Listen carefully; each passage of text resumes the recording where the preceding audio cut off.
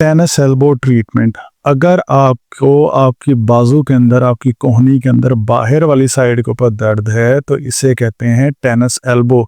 सो अगर आपको tennis elbow का मसला है और आप इसको ठीक करना चाहते हैं तो इसका बेस्ट ट्रीटमेंट ये है कि आप इस एब्रीवेशन को याद कर लें, और वो ये है कि राइस।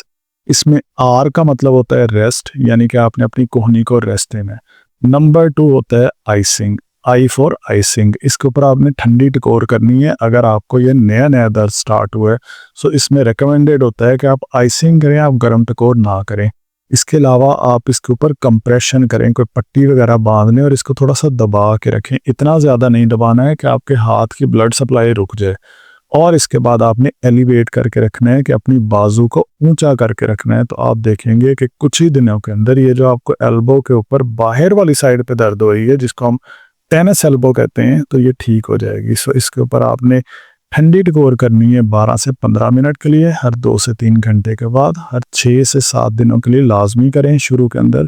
उसके बाद कंप्रेशन आपने जब भी करनी है, आधे घंटे 1 घंटे के बाद आपने उस कंप्रेशन वाली पट्टी को खोलना है, फिर दोबारा से लगाना है ताकि खून की रवानी सही से हो सके।